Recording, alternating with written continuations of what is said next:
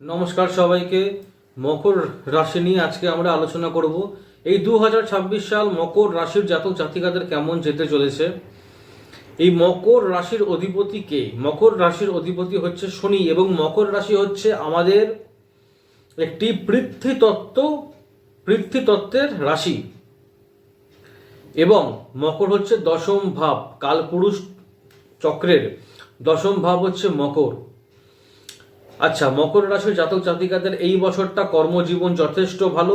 মকর রাশির যথেষ্ট ভালো সমস্ত দিক থেকে। মকর রাশির জাতক জাতিকারা যারা যারা বর্তমানে পড়াশোনা করছেন, হায়ার স্টাডিজ করছেন, খুব ভালো। যারা চাকরি করতে চলেছেন, চাকরি আপনারা অতি অবশ্যই পাবেন। কোথাও কোনো সমস্যা নেই। যারা সরকারি চাকরি করছেন, যারা প্রাইভেট চাকরি করছেন, তেমন কিছু প্রবলেম আপনারা ফেস করতে হবে না আপনাদেরকে।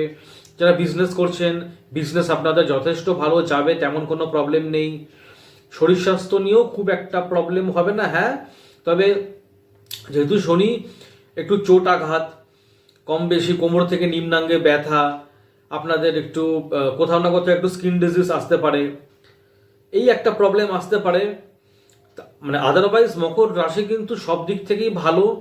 প্রেম বলুন, বিয়ে বলুন, বিবাহিত জীবন বলুন, চাকরি বলুন, ব্যবসা বলুন, টাকা পয়সার দিক বলুন, অর্থের দিকটা বলুন, মকর রাশি যথেষ্ট ভালো।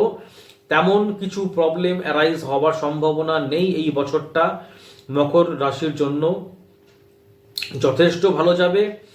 বাড়ি থেকে, নিজের কর্মস্থান থেকে, নিজের জন্মস্থান থেকে আরও দূরে যদি আপনারা যেতে পারেন টু গেট আরও বেশি ভালো চাকরি যদি পেয়ে যান, সেখানে আপনারা অতি অবশ্যই যান। বা যারা যারা হায়ার স্টাডিজ করতে চলেছেন, তারা নিজের বাড়ি থেকে দূরবর্তী জায়গাতে গিয়ে হায়ার স্টাডিজ করুন। দেখবেন আপনাদের অনেক ডেভেলপমেন্ট হয়েছে, আপনারা অনেক ভালো জায়গাতে চাকরি পেয়ে যাবেন, ভালো জায়গা থেকে আপনারা অনেক প্রপোজাল পাবেন। আপনারা যদি মনে করে থাকেন কোনো রকম বিজনেস আরম্ভ করবেন, হার্ডওয়্যারের বিজনেস আপনারা আরম্ভ করতে পারেন।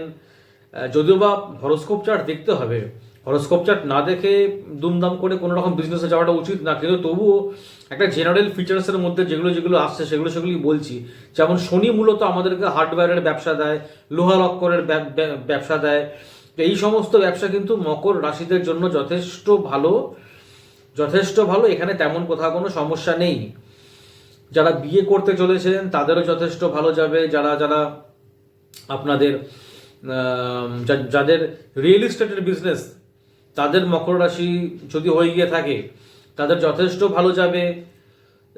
যারা কন্ট্রাক্টর, তাদের যথেষ্ট ভালো যাবে।